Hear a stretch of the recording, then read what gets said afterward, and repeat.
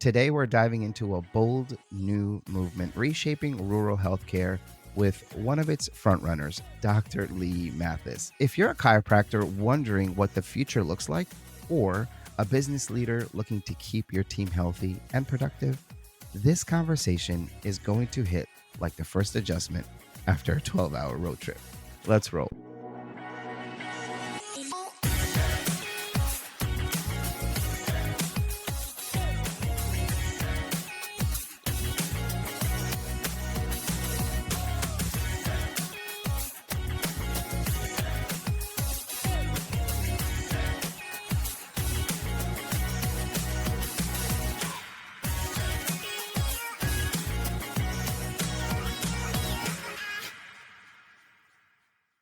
Hey everyone, welcome back to Beyond Adjustments. I'm your host, Amin Saeed, and today I have the honor of speaking with a returning guest and someone I consider a thought leader in the profession, Dr. Lee Matthis.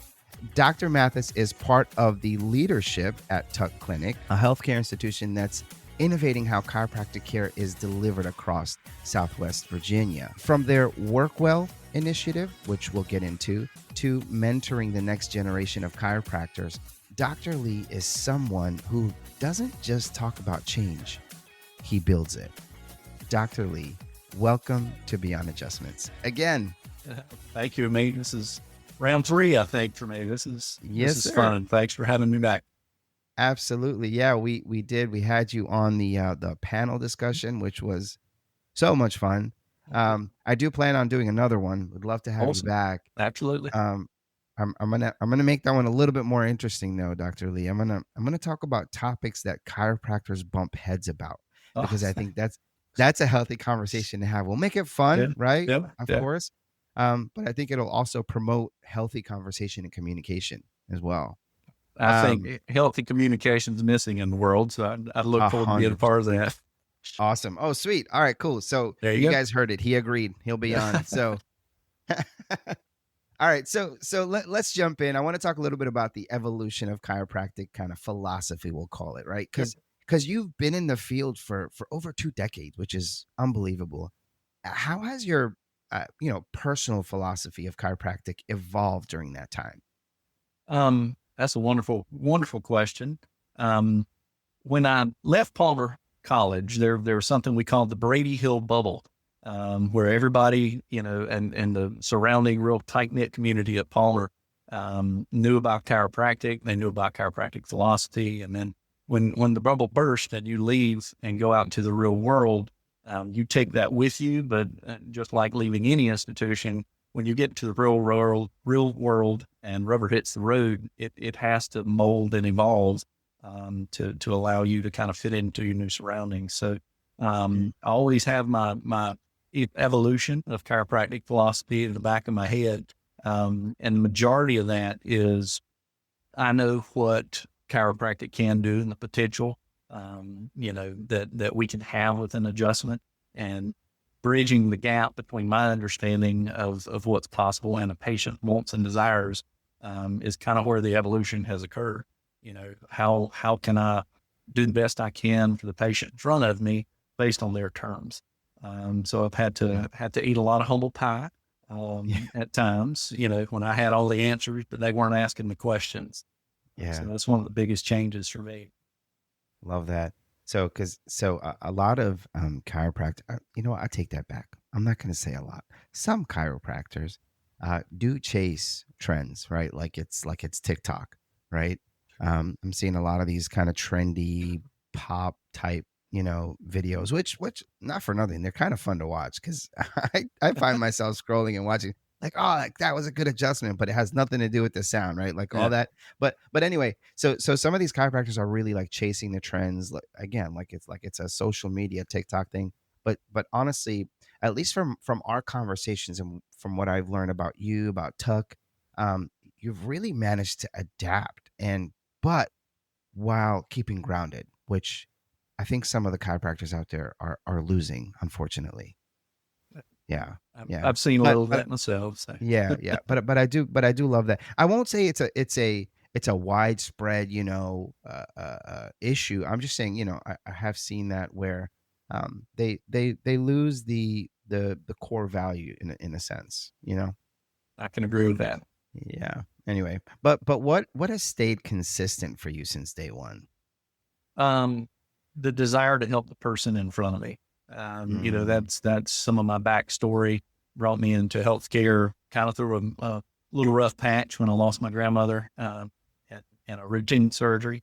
But I still want to help people. So, the chiropractic world allowed me to do that in a holistic and, conservative fashion.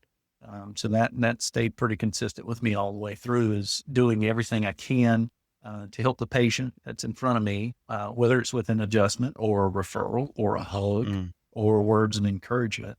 mm. Just trying to be a positive impact on each person I encounter.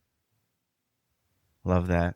And then for listeners that are, brand spanking new to chiropractic, um, how would you explain chiropractic care to someone really who just still sees it as just kind of back cracking? Sure.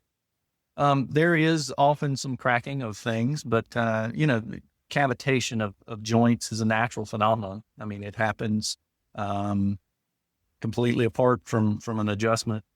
You can turn around the back out of your driveway and something can click or pop somewhere. So the chiropractic adjustment is a more intention focused um, approach to find where interference in the nervous system could be, and removing that interference. And there are various ways of doing that, techniques and other things. But yeah, a lot of folks that come to get a manual adjustment. There's a loud pop, and it's very satisfying.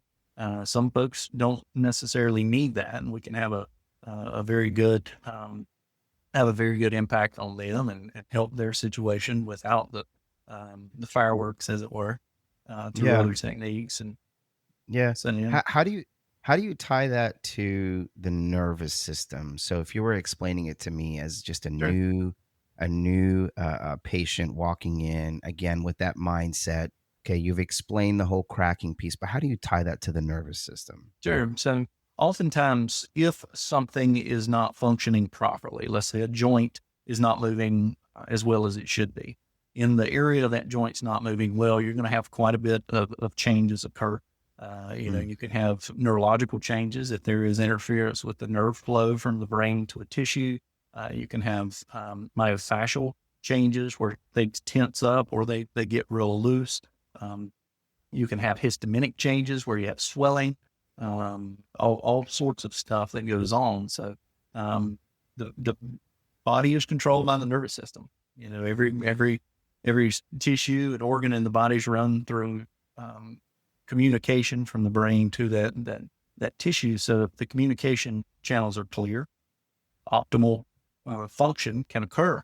If there is interference in that through a subluxation or mm. swelling or chemical interferences, then removing that will allow proper function. And that's kind of the whole philosophy chiropractic is based on, is the removal of those interferences for greater expression of life. Mm. I like to say if your mechanic explained your engine like most people explain the nervous system, you'd never drive again. But uh, Good way to anyway, put it. Yeah.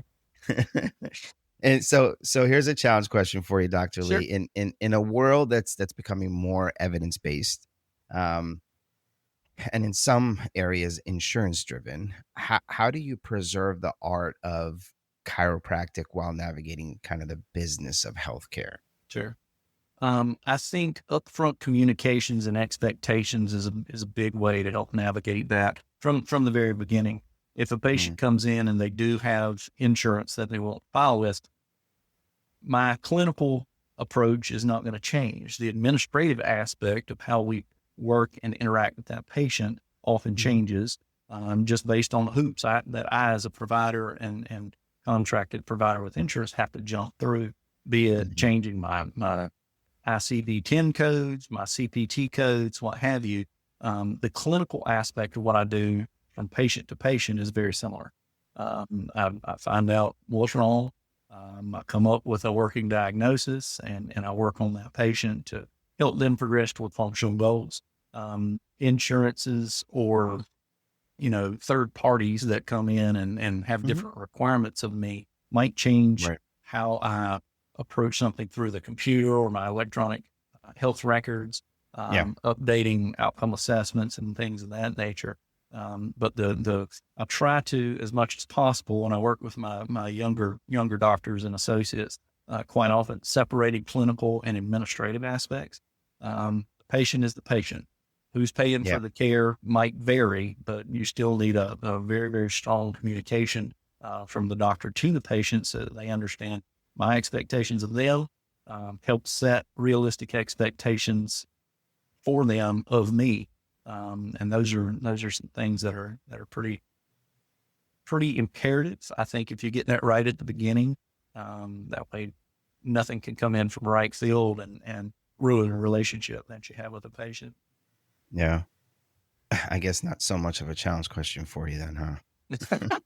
Well, I do have to do that day in and day out. And, Okay. one of the things that we do, I'm a very visual learner. So right around the corner here, I actually have I have a poster that was made up, that shows and helps me very quickly and easily explain episodic versus elective care. So what is insurance willing to cover and what is not covered by insurance? And, Hmm. and that visual has really helped a lot of patients understand that, oh, I've kind of plateaued, from a functional standpoint.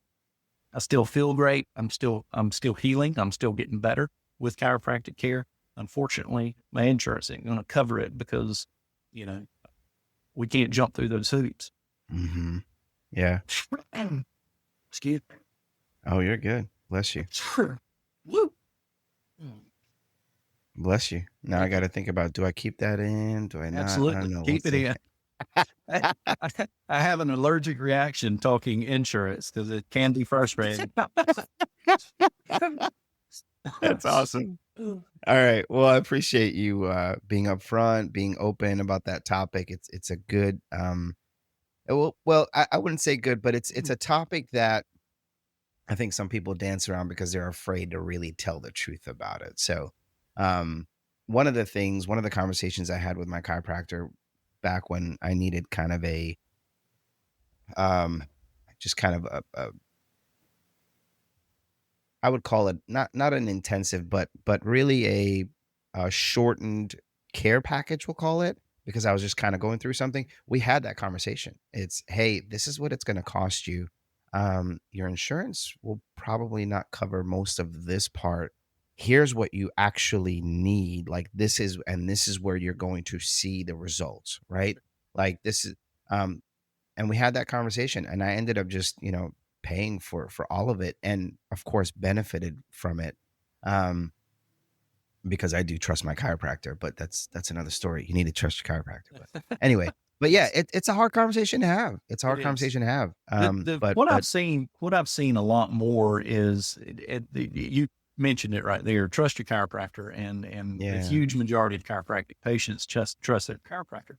The chiropractor has pretty intimate knowledge if they are participants in insurance companies. They have a pretty intimate knowledge of how Yeah. insurance works. The Yeah. the patients typically do not. Prior to learning it through, having to do it every day, I really didn't Hmm. understand my insurance. Right. And patients do not, since it's Right. mandated and patients have to have insurance. They don't understand. They just read their benefits page and it says, "Oh, I've got chiropractic benefits." Right. Right. There's also a provider page that says, "Hey, in order to be reimbursed for those Yeah. benefits, Yeah. these are the things that you need to, Yeah. make and necessitate reimbursement for care." So it is a pretty open conversation, and that again, if you have at the beginning, just like your chiropractor did, it's a lot easier to navigate, as opposed to have somebody be upset. Yeah. Who, by the way, who my chiropractor is. He was on the panel discussion, Dr. Juan. Yeah, yeah, He's my yeah. yeah, he's my Very chiropractor. nice. Good deal. Yeah, yeah, great guy. Cool. All right. Before we jump into the next section, I wanted to bring something to light that I think is very important for this show, and it's that both Dr. Lee and I are bald today. I'm glad you pointed We that out. I think you're we're going to miss we're that. we're matching. Yeah, just in case you weren't looking at the screen. We That's right. weren't that way the last time we chatted, but now we match. We both got beards going for us There and you bald go. heads, so makes it a little bit more interesting to watch. But anyway, moving on. No, I love it. So I want to talk a little about kind of Tuck Clinic's model, the WorkWell. We kind of touched Sure. we hinted at that earlier. I want to speak about that WorkWell initiative. But so Tuck Clinic really has a reputation for collaborative care. That's one of the things we touched on a couple of times when you and I spoke. Yes, sir. And I believe innovation is in there as well. But how did WorkWell or the WorkWell program come about, and what makes it so impactful? I'm grinning ear to ear. That was our previous question is a beautiful segue into this. Um, and it all centers around the frustrations of third party insurances is where WorkWell Wow. came from. Okay. My previous boss and dear friend and mentor, we actually lost him about a year and a half ago to a very aggressive cancer. Oh Um, no. he and one of his dear friends 5 or 6 years ago, Ray ran a healthcare company. He ran Tuck Chiropractic Clinic, and he noticed that year after year, um, our patients' premiums were going up, their deductibles were going up. We, as providers, were having to provide more and more and more documentation and information to get paltry reimbursement. The reimbursements were going down while the workload was going up. One of Ray's dear friends, gentleman was a CEO of a local trucking company who was um, medium sized company, and they were having their own frustrations. They were self insured, Mm, so they saw the same thing. Their premiums were going higher and higher. interesting. Their employees' out of pocket deductibles were going higher and higher. The quality of care that they were receiving out in the fee for service world was less than what they thought they were paying for. So the quality Mm, of care was not quite as good as the premium that they were paying. So Ray and his friend decided that, hey, we both have these complaints about healthcare. Let's get together and see, just throw some ideas against the wall and see what sticks. So they literally locked themselves in a hotel suite for 3 or 4 days and came up with a way to circumnavigate the main frustrations that both providers and employers were having, and WorkWell was born mm, out of that. So okay. basically, what WorkWell is a way for us to help medium-sized, small and medium-sized self-insured companies mitigate their healthcare costs while at the same time building trust in their employees' providers and maintaining a very high quality of care that is what the patient needs, not just hoops to jump through fee for service wise that they had to pay for every service that was provided. And they were our pilot company. It was a medium-sized trucking company. And of course, truckers are seated for long, long periods. It can be a high stress job. The diets on the road were not the greatest. So Hmm. then in comes the chiropractic philosophy of just good old common sense living, and WorkWell was born. Um, Love it. we started with DOT physicals, Hmm. having a provider on site that was capable of providing DOT physicals for the driver, kept them from having to leave the road, which is where both the company and the employee made their money. They could have it on site, which kept them from having to go hunt down somebody that would provide a DOT physical for them. It was quite a bit quicker for them to get those DOT physicals, as opposed to another third party provider doing that. Right. Um, Pre-employment screenings, drug testing. There were several things that this entity needed, and we were able to, collaborate with other providers in the allopathic world to provide those services. We also provided chiropractic care.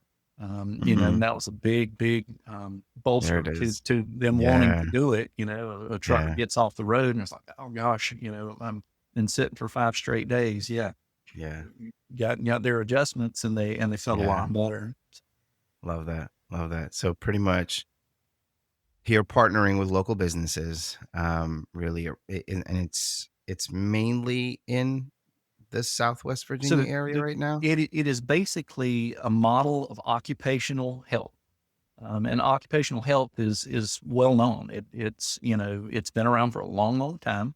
Sure. And providers will go on site to larger companies and provide health Mm, care to help offset the cost for the company and to have health care available for the employees. Um, mm, the way we did it, very similarly set up, but we did have the wellness aspect and the chiropractic component that was a big, it was a big sell point for the companies that we've worked with over mm, the last 5 or 6 years. mm. Are you at all involved in the program yourself? In what fashion?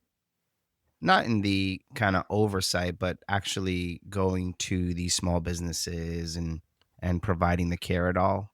No, we actually, several of our other chiropractic associates do that. And we also have independent nurse practitioners that are, blood Mm, draws. And in my state, my scope does not allow me to, yeah. draw blood. So Yep. we have other providers who that fits their scope of practice.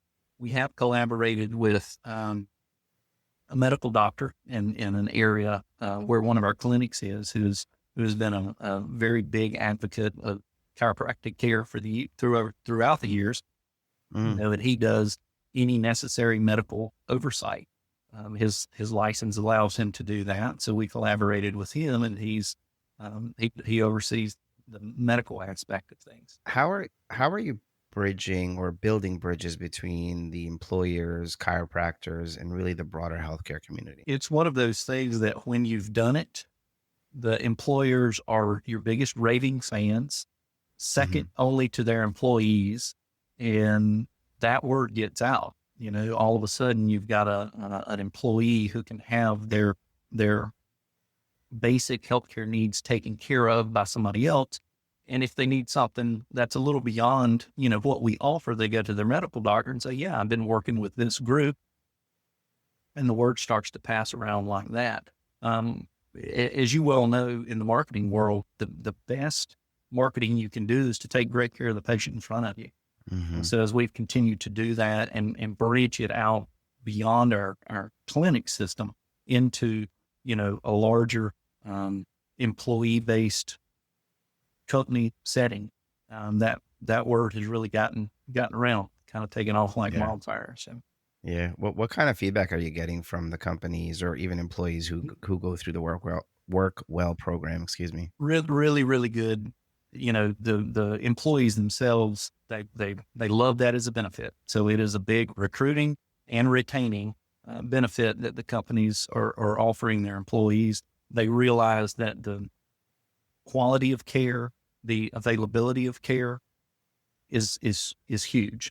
If you were to try and call your primary and get just a wellness physical, it could be up to 3 months.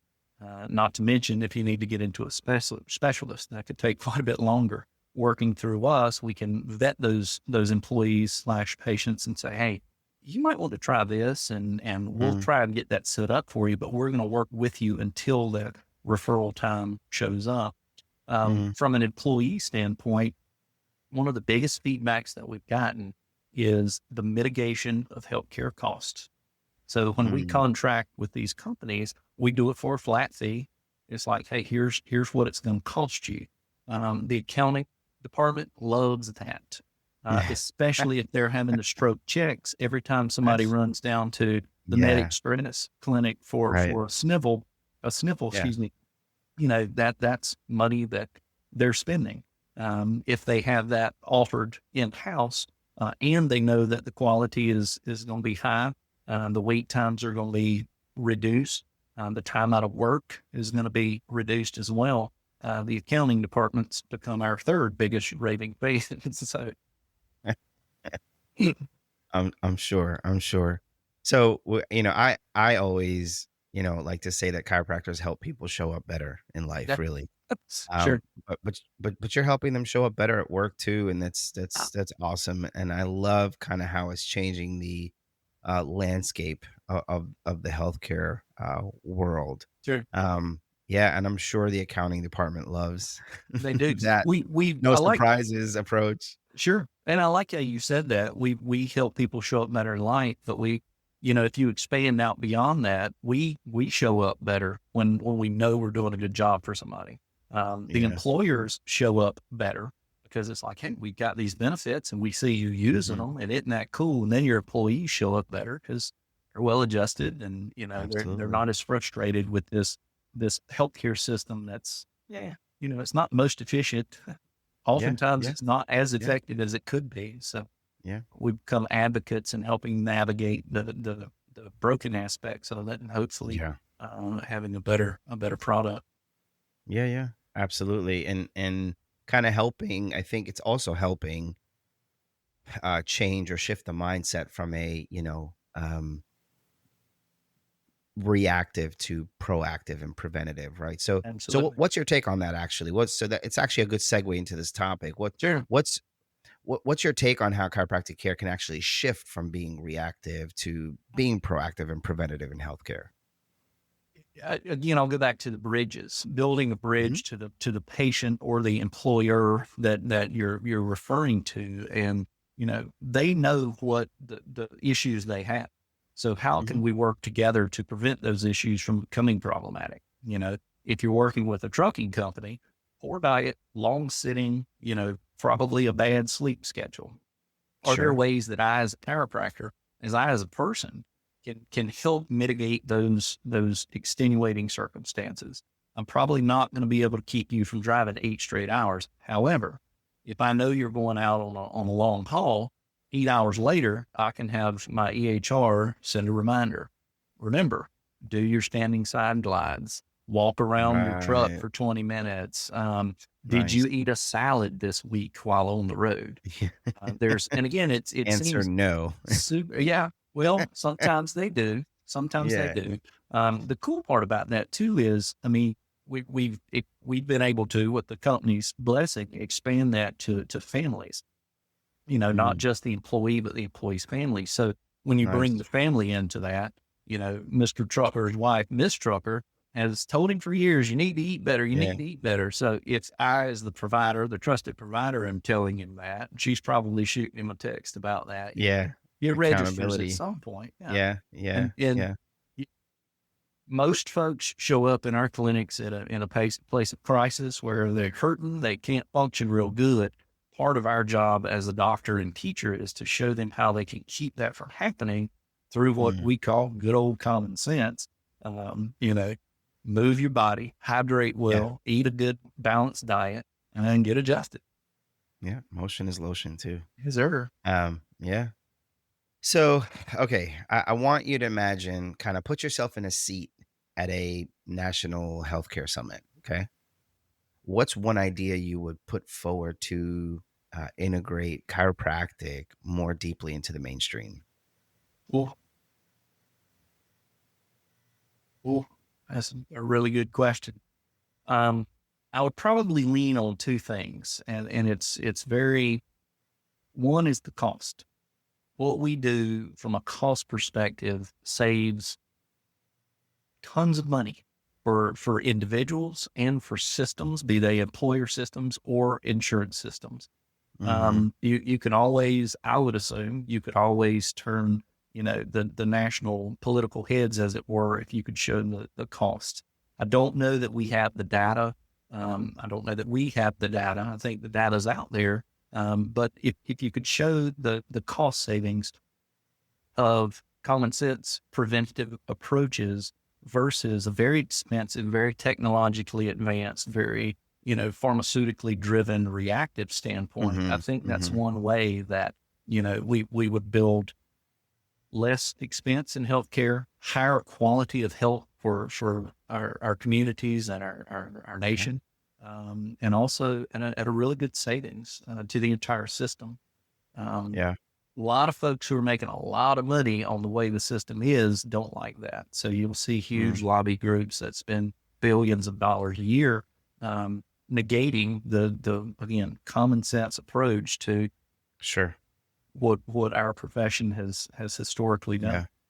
Yeah, but even with that pushback, I think like so like if a chiropractor had pitched preventative spinal care at a hospital board meeting like 20 years ago, they'd probably be laughed out of the room. Sure. But now I think, I mean, they might not get a standing ovation, but at least they'll have the conversation. Sure. I think at least I think we're getting there, in Yeah. my opinion. And I think too, when you can, there is an evolution in the way that Yeah. reimbursements and programs or pathways through allopathic health.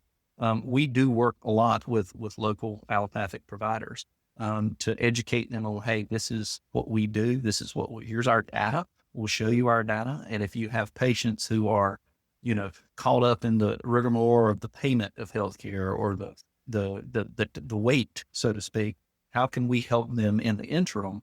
And a lot of Yeah. times, we get referrals from orthopedic groups for patients who show up there that don't want injections, that don't want surgery, Hmm. they're not willing to Hmm. take pain medications. And so the Hmm. ortho or pain management doctors, they're at a loss. That's Their their hands are hammer. tied at that Yeah, point. that's Yeah. what they do. So if the patient doesn't want that, and through shared decision making, they can say, hey, if you don't want what I've got, or if it's going to be too long, why don't you give these other options a try? And I Hmm. do think chiropractic is finally getting good footing on those lists of referral sources in the allopathic world. That's good. I love hearing that. I love hearing that because I think we're also getting to a point where the newer and newer generations are asking more and more questions. Yeah. Um, and asking the why. And I think that's important. Like, why? Why do I need to take this medication? Why do I need Sure. to have this injection? Or is there any other option? Right? We're full of, we're in a world where there's options for everything, different colors for every single product, Absolutely. different flavors of every single food that you eat, like, and why can't we have that same mentality when it comes to healthcare? Right? Like, like I why like it. why do I need to take this antibiotic when I just have a sore throat. Like, can I Sure. just eat some honey or something? Like, Yeah, and I think people are asking those questions, they are. and I think it's important. And I think it's actually helping shape, the future of healthcare. That's my hope, maybe. Sure. I am seeing that maybe because I'm close to it, and I'm always having these conversations, but I try to also take, a step back and seeing, okay, what's the world actually saying, Sure. and what are we actually seeing? So I'm hoping that that shift is real and that we're seeing that. So that's honestly my hope. I will say one of the good things about these, computer bricks that everybody carries around in their pocket all the time is they now have that access at their hands. They want to know what their options are. And if the provider they're in front of doesn't have more than their way, then they can, jump on Insta tweet or face space or whatever, social media. They can listen to amazing podcasts like this and get it from the horse's mouths. There are options that they're willing to listen to third party validation through social medias and, things of that nature, which is, again, it can cut both ways, but it Yeah. does have a really good way of pushing the conversation. Yeah. Just FYI, I'm probably going to use that in the title of this episode. Go ahead. I My love it. my my Yes. my wife says, "Why do you say that?" I'm like, "I just Insta mash them tweet all and together." That's face space it's the or tweets and the my, face space. yeah, yeah. I'm from the MySpace era. That's when I, Yeah, that's what I was yeah, too. I had one of those in college. yeah, yeah, yeah. So, okay, so let's shift the conversation a little bit, because you also, first of all, awesome, awesome, awesome conversation. I love the WorkWell initiative. Sure. I'm gonna watch it closely. Honestly, I want to see how it expands and honestly Absolutely. how WorkWell leaks into not just using or reaching out to the family members for accountability, but maybe that actually starts to impact the family as a whole to say, hey, Absolutely. my husband or my wife is getting chiropractic care through their company and this is the results they're seeing, maybe I should give it a try too. I mean, at least that's the hope. Sure. So I love that. I love that, and I really appreciate what Tuck Clinic's doing in the healthcare space, really. Sure. But what I'd like to shift the conversation to is the Mm. Sure. mentorship piece of it, because you guys do feed into and you do raise younger chiropractors, and you have the preceptorships internships and what have you at your facilities. But that's one of the things that I mean, there's a couple of spots where, at least that I'm close to, I'm seeing it, where the chiropractor is kind of pouring into the younger generation of chiropractors through internships and what have you, versus just bringing in an intern and having them bring them coffee and make copies and just seat patients where they need to go. They're actually having conversations. Sure. Just the other day, actually, so my son went through another scoliosis intensive. I think I mentioned that to you earlier.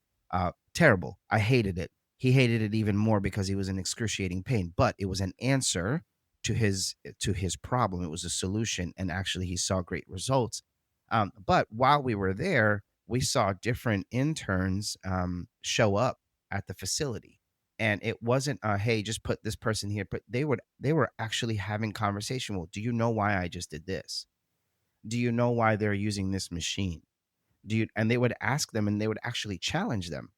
They would wait for an answer, and then if they were right, great. If not, they would help them and correct them. So that to me is important when it comes to mentorship versus just bringing somebody in and just having them do the grunt work. And that's because I don't think that's going to give them anything. And there's no value to that, right? Agreed. So forgive the rant, but you've been a mentor for many younger chiropractors over the years, I'm sure, right?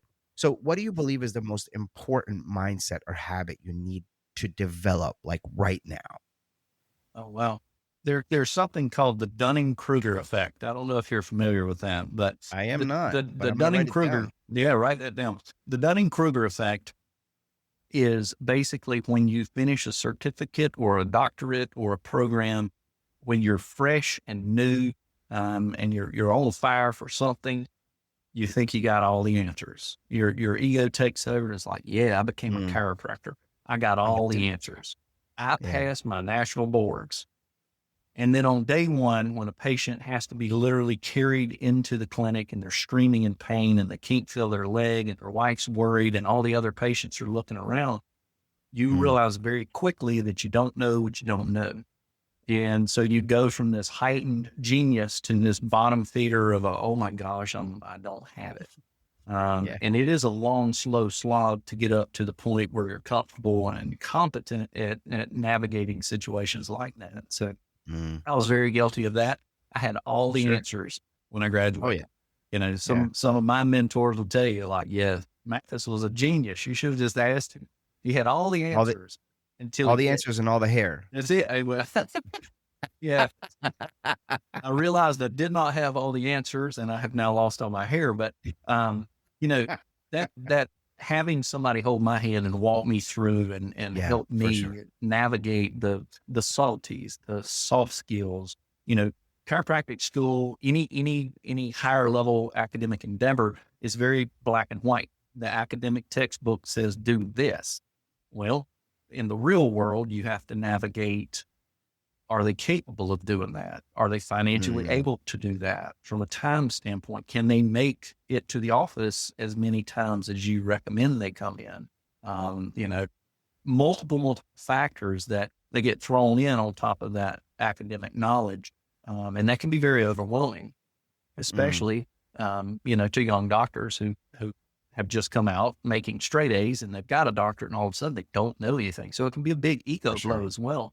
Um, One of the things that we've attempted to do, and I think done a decent job at it, is building out a process and a protocol that allows us to honor the fact that we are working with a peer. You know, they have a doctorate like I do, but at the same time, mentoring, because I've been around for a while, Yeah. and being open to ask or to answer questions that are asked, to ask Mhm. questions of the younger doctors to make sure that they have a good understanding, in a real world capacity of what they know. Yeah. You know, and that to me is what mentorship is. And I had some great Yeah. mentors. I still have some really good mentors, and I want to be able. Awesome. You mentioned earlier legacy. I want to be able to pass that on Yeah. to future chiropractic generations. Yeah. Speaking of, right? So as you look ahead, what legacy are you hoping to really leave? through your work at Tuck and the profession at large, really. Sure. I do not mind being a stepping stone to somebody learning as much as they can, from my bank Mm, of knowledge, and then moving on and taking what little I might have imparted on their wisdom and sending them to the next level. I think that's very important. When it becomes time if you've gotten all you can out of something, it might be time to move on. And if somebody realizes that and taps into that personally, I support them. I had mm, an associate who worked with me almost 5 years, and it's a phenomenal doctor. And he had a family opportunity that would carried him to Florida. And he told me through tears that, if you ever want to see how your clinic looks in Florida, come on down. I'll show you, because I'm going to do this because this works. This works very well, out there in the real world. So if you want to see a transplant, come on down and I'll show you. So yeah, awesome, man, awesome.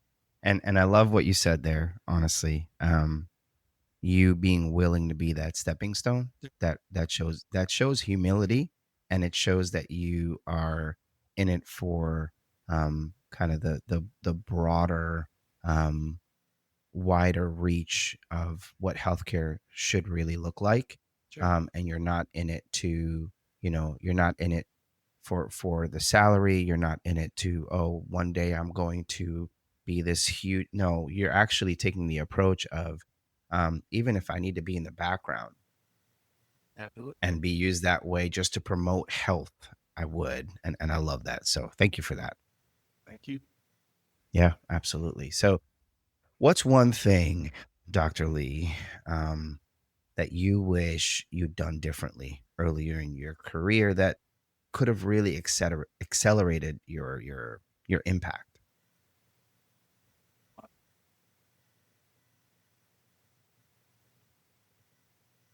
Wonderful question. I'm notorious for asking a lot of questions.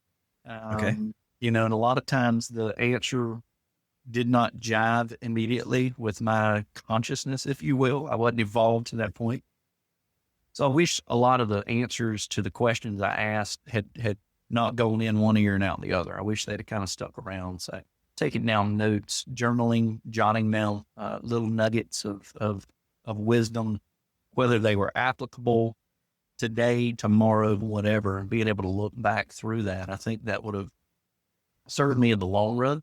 I would have probably learned things a lot faster. I have to do things wrong several times before I learn how to do it right. I'm willing to do that, but I do think from an efficiency standpoint, I could have had a lot less heartache had I just listened to what somebody told me. Yeah. Even if it was an "I told you so," I should have listened. Yeah. Yeah. Yeah. Those are hard to hear sometimes. They are. And anybody that's lived on this earth for more than 10 minutes would agree with the fact that hindsight is 2020, It is. right? But when it comes to that legacy conversation and legacy vision, that's about like a 10,000 foot high Sure. view. But I think it's important to keep part of your conversations. It's important to keep part of your really your daily why. Like, why am I even doing this? What am I looking to leave in the long run? Like, what kind of impact do I want to leave? Am I getting up in the morning so I can create 5 Instagram videos so I can get, 10,000 views of me cracking and popping my patients? Or am I actually doing this to further healthcare? Am I doing this to, better our communities? That's the question that you need to ask yourself. And it comes and it's tied to legacy. It's tied to legacy because you want to understand really for your own self, for your own mind, why am I doing this and what am I leaving behind? Exactly. If I am not here tomorrow, what kind of impact am I leaving for the person that's taking over from there? Exactly. Whether it's somebody, that might be taking over your practice or somebody just coming in to fill that void in that area that you don't Sure. even know. And I think it's important to kind of keep that in the back of your mind. I agree. Um, yeah. All right. So, what keeps you excited about the future of chiropractic, Dr. Lee? Woo. Um, Yeah. We have a statement that our leadership team has used for years. There are mountains of opportunity, mountains of opportunity.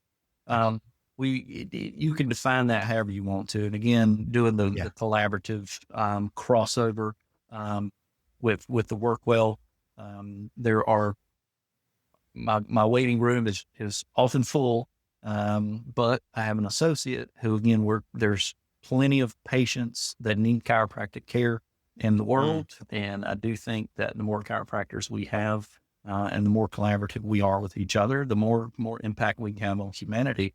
Which would go back to having the seat at that big national table of how is it going to help. Well, I think if every chiropractic office was overflowing, the world would be a better place, and yeah. more folks would be brought into the profession. More folks would be open to the impact that we can have on Sure. humanity. So Yeah. that kind of keeps me jazzed. Love it. Love it. Love it. Love it. Well, I was having a conversation the other day with actually my son's specialist, his chiropractic specialist, his I should say scoliosis specialist. We're talking about my area specifically, so Fort Mill, South Yeah, yeah. Carolina, and I I was telling him we were actually talking about just the different brick and mortars that were around for as far as chiropractic offices, and Fort Mill is saturated with chiropractors. There's one area that I can walk to three different chiropractors' offices within like minutes. One of them actually in one strip mall. Both are there. Like or one business park, I should say. Um, but the point I'm making is they're all still open. Sure. They've been there for years. It's because either they're doing their marketing right and they're able to stick around, or they're actually helping people. I'm gonna say that it's probably the latter. Sure. So the reason I say that is, don't be afraid to look into an area that might have little too many chiropractors than you think it should have. But also look into the population, look into the needs of that population, that community. Um, you can find that information in those stats in many different places. But if you look into that area and notice a gap, I would even like I would even challenge the 7 mile radius conversation that people like to have, which is it's a Google Map conversation, yeah, um, and it's important. So don't set it aside. A 7 mile radius conversation needs to be had from a marketing perspective, but that doesn't necessarily mean that you need to be the only chiropractor within that 7 mile radius because it's just not going to happen. I would look at a mile or two and then look at the density of the population there. I promise you that you will make a huge impact in that area. But yeah, sorry, I'll get off of that. But I think it's important because it scares chiropractors away from opening up a facility because they're like, oh, there's somebody 4 miles from this spot. You're fine. Sure. You're fine. 4 miles is a long ways. It is, and folks want convenience. I mean, we do live in the 21st century, and everybody's used to having everything very quickly. We Yeah. have a chiropractic office right across the street. My office got busier when it opened. Um, it's if we look at it from an Attracts abundance people. mindset as opposed to a Yeah. scarcity mindset, there are plenty of patients with needs that we can help um, with, help solve their problems. If we can't do it, make a referral to the chiropractor down the road, get to know them. They're going Mhm. to want an adjustment soon. So, be the doc that reciprocates adjustments with them. For sure. And we for years have been known for infighting. We eat our young, this, that, and the other. And I do think we're starting to branch out of that a little bit from a collaborative mindset. Yeah. As we can work with our brothers and sister chiropractors, um, more openly. If I have a patient that doesn't necessarily want to see a male doctor, my associate's female, and I'm very happy to, refer them right across the hallway, but it doesn't keep me from referring them down the street prior to her being here. They Mhm. wanted a female chiropractor. Here's one that does a great job. You can go see her, Mhm. and I wish you the best. Um, Yeah. Yeah, I think if we approach it from a collaborative mindset, I think it'd be. we chiropractic care in general would make a much stronger impact, honestly, on the community versus you know keeping the silo and being afraid of the guy down the street or the gal down the street stealing my patients, because it doesn't need to be that way, honestly. Agree. But anyway, so question for you, and this is probably my last question for you, Okay. Dr. Lee, but how can people connect with you or learn more about Tuck Clinic, Yeah. WorkWell, all of it? All of that. Tuckclinic.com. I've got a bio page on there. My email's there. Feel free to reach out, shoot me an email. If you're in Christiansburg, swing on by. I'm happy to chat with you. Yeah, we've got all the social media stuff. I'm fairly easy to get in touch with. So yeah, feel free to check us out and reach out if you have any Perfect. questions about anything. Perfect. Perfect. And I will swing by the next time I'm in your area. Yeah, Just come on by. FYI. Come on by. Yeah. I'll come by for an adjustment. That work? But I need you to refer me to somebody else. I Oh, don't want you to okay. do the I can do that. All right. Well, I'm gonna leave you guys with this. Whether you're practicing in rural America or a major city, right? The challenge is the same. How do we serve better? How do we lead better? And how do we elevate the standard of care? That's the question I want to leave you with. But Dr. Lee, thank you so much for being on the show yet again. Always love having you, sir. Thanks. I mean, it's been a pleasure. The pleasure has been all mine. And I look forward to having you on again, especially since you've already agreed to the next Yeah, I panel did. I discussion. agreed to So it. that's on camera. Very nice. But yeah, that's a wrap. This has been another episode of Beyond Adjustments. A huge thanks to Dr. Lee Matthis for just sharing not just his wisdom, but his vision for how chiropractic can be a pillar in modern healthcare. If today's conversation got you thinking differently about your role in the system, then hit that follow button. Really share it with somebody that you think could benefit from it. And remember, you're not just adjusting patients, you're adjusting the future. Until next time, stay aligned, stay inspired. We'll see you in the next one.